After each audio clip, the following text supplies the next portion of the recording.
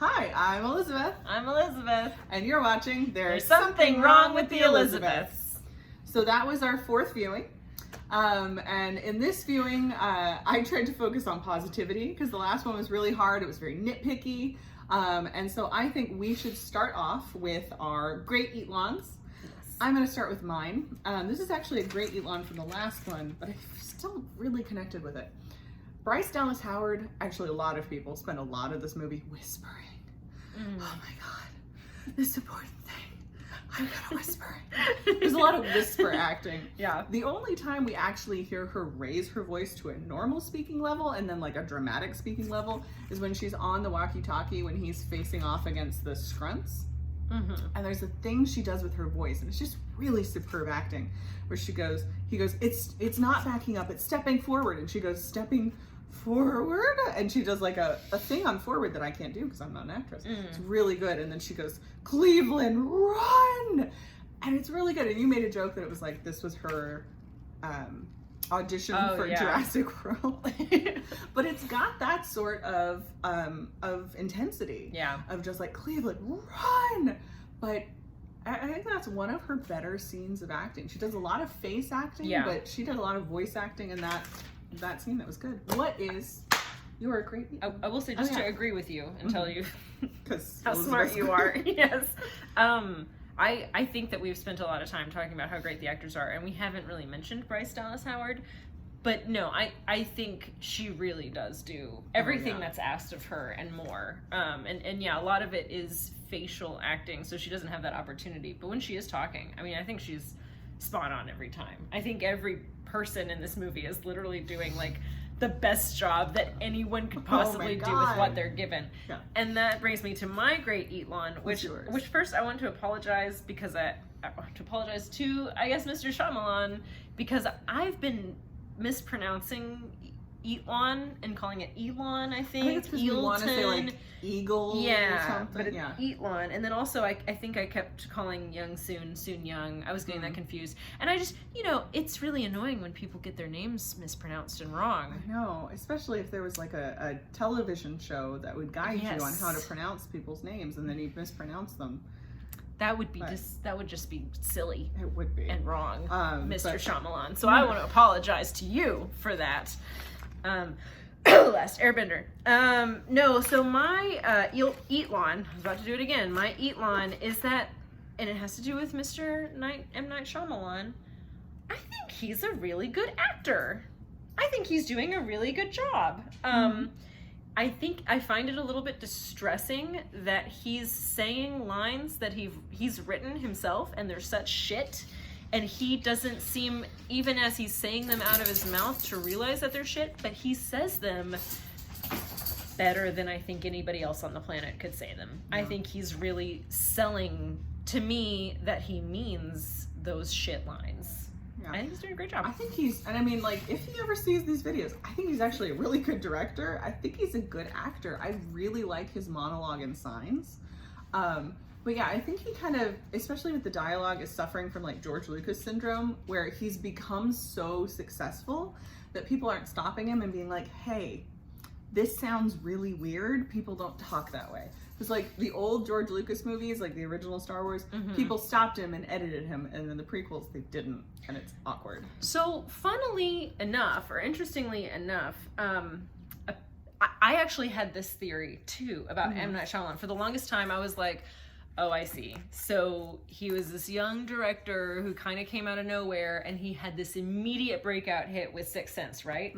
And I think it was Robert that had told me at some point that like it took him 9 rewrites to get to the ending. Oh wow.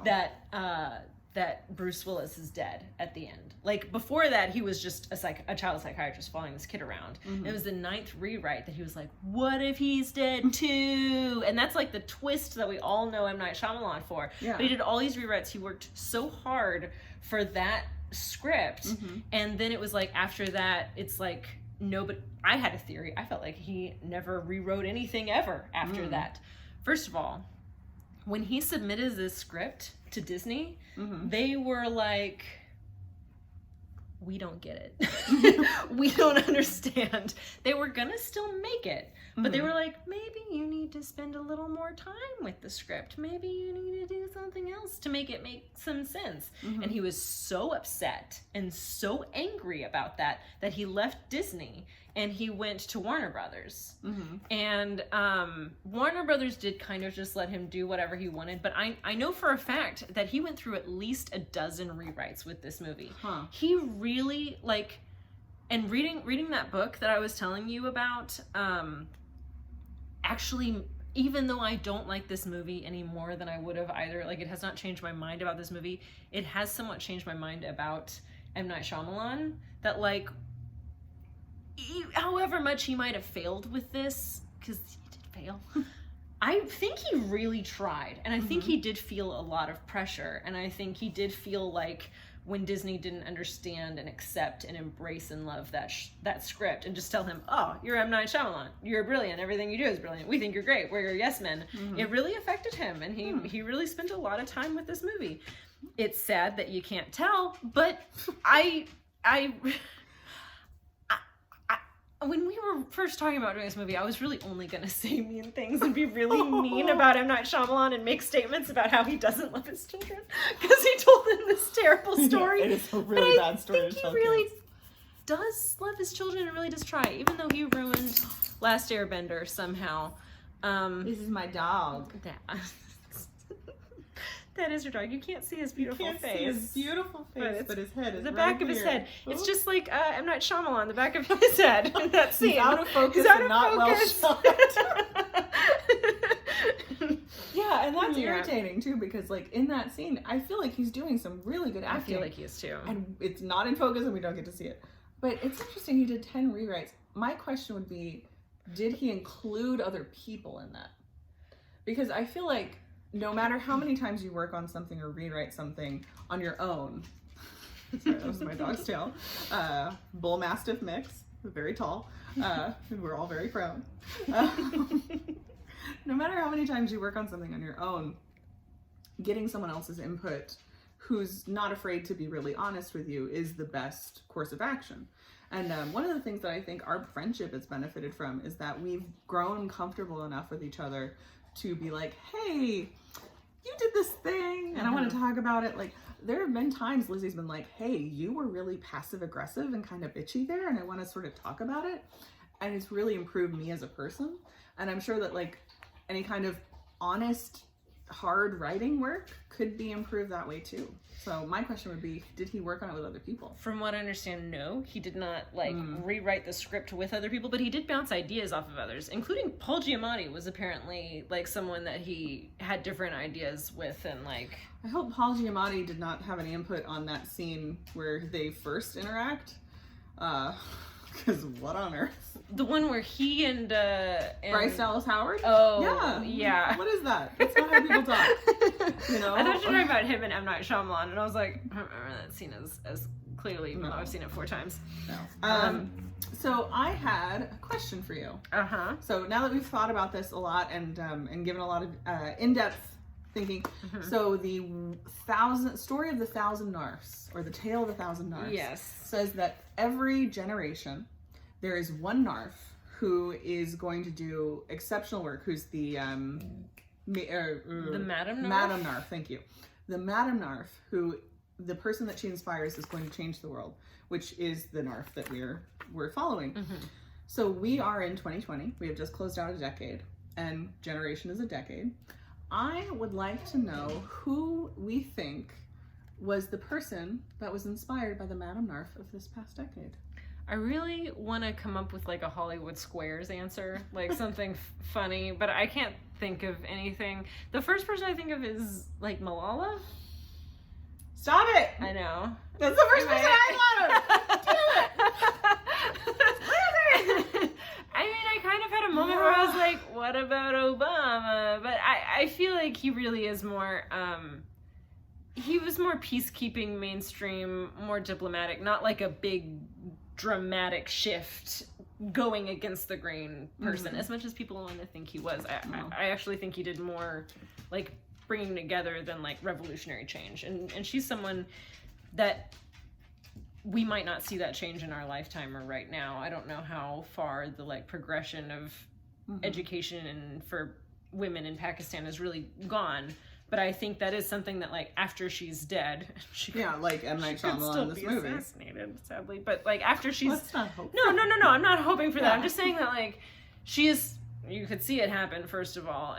But, like, you could see her changes inspiring further changes and further changes to where maybe down the line. I would definitely say Malala. One person that I kind of came to mind was also, like, Beyonce. In that, at the beginning of the decade, she was just really another pop star. And then at the end of the decade, she's this icon. Which sort of, like, came out of nowhere, but also a significant amount of hard work on her part. Definitely. So, yeah, but definitely, I would go with Malala as the first one. Like, just as someone that was inspired and is able to create giant change around the world. Stop reading my mind. We had a literal moment where I was writing. I'd gotten, I like Mrs. Choi's, and Elizabeth goes, I really like Mrs. Choi's sweater in this scene. And I was like, what? I'm in the middle of writing this sentence. I love her sweater. It's a bunch of daisies. It is. Like, it's really, knitted together. Yeah, and then, it's like, so cute. It's got, like, a gathering here. It's really so cute.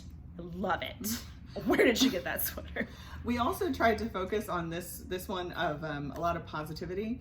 And one thing is Paul Giamatti's character is really kind. So kind. He is an exceptionally kind man and very patient. She reads his diary. Brings up his dead family. And he's like, please don't ever talk about that again. He very gently takes the diary and is like, this is mine. Please don't. Look at the top of my head and don't talk about my family This is when again. you get to see him in that scene. Yeah, but he doesn't. He's so sweet and so patient. I've never had a super be that kind or apologetic. Like, responsive. Like, no. Oh, yeah, I should have come when you called. That's my job. Oh, I would have killed to hear that. Yeah. No, we've had people that just don't show up for, like, weeks. Yeah. I had an apartment that flooded 3 times. And they said, like, we don't have any record of you complaining about the floods. They didn't deny that it was flooding. They just didn't have any record that we'd called the other 2 times about it being flooding. I also like that you pointed out he has really good shoulder pats. He has, like, dad-level shoulder pats. Like, but, it's like, forceful cupping of the... And you said something I wrote down. It said, how many Little League teams have you coached, Paul Giamatti? Like, he seems like a dad or a Little League. Yeah, but I don't even know if he's ever been married or has any kids. I don't know. And I haven't looked it up because we can't look it up because we're not allowed to go on the internet. We're not allowed. These are the convoluted rules we've set for ourselves. Yes, because this movie is all about convoluted rules. Yes. A couple other things I really liked. I really liked at the beginning, and I just noticed it this showing. At the beginning, when Paul Giamatti is fighting the creature, you see the 5 daughters in the background, and I remember it being weird because I was like, one of them holding a cleaver. One of them is holding a cleaver at the end. The daughters are holding mostly the same weapons at the end that they were at the beginning. And at the beginning, he's like, it's not a creature. Creatures aren't real, which is weird because creatures are real. But I think they meant like supernatural creatures aren't real. And then at the end, they're fighting a supernatural creature that is real with the weapons they had for the one they thought was real before. That's an excellent detail. That was a really nice detail. I like the sweater. I like all of her orchids. As someone who has a lot of plants myself, she has really nice orchids. And one of them's like in a front window and she's taking care of it. God, I really like that the scrunts are actually kind of scary. Yeah, and if this were a children's movie, I would still be okay with it. It's not a children's movie because it's not entertaining, and children typically need to be it's way too boring. But I would be okay with there being a dark, scary thing, and I think most kids really want that, like, dark, scary new thing that makes them I was obsessed with the wolf from Neverending Story. Obsessed. And terrified. I was convinced it was living in my fireplace because that was like a dark hole. But yeah, obsessed with the wolf from Neverending Story. So I definitely think that is a scary movie at times. And I remember watching Nightmare Before Christmas, like in theaters, and having a moment where I was like, with Oogie Boogie? no, at the very beginning when they're like dun dun dun dun, and there's like shit like hiding under the stairs, and I remember thinking, if I ask my parents to take me home, they will take me home. They will let it be okay. But I didn't. I stayed with it, and it feels good as a kid to like go through that. But I definitely think, especially that scene where Paul Giamatti calls out the scrunt. This is one of my other dogs. We've got more dogs. All of a sudden. Calls out the scrunt and it like rises from the grass. Yeah. Even though the way he's describing it is really dumb and should have been fixed in so post. stupid. Hi. This is Shirley. She's a pit bull. She has her own Instagram. So follow Linebacker Princess on Instagram. But anyway, it's my dog fucking up the camera. All right, I think we should probably go into the next showing, which now that the doggos have arrived is going to be the Cinco. Oh. No, I can't get the button, Shirley.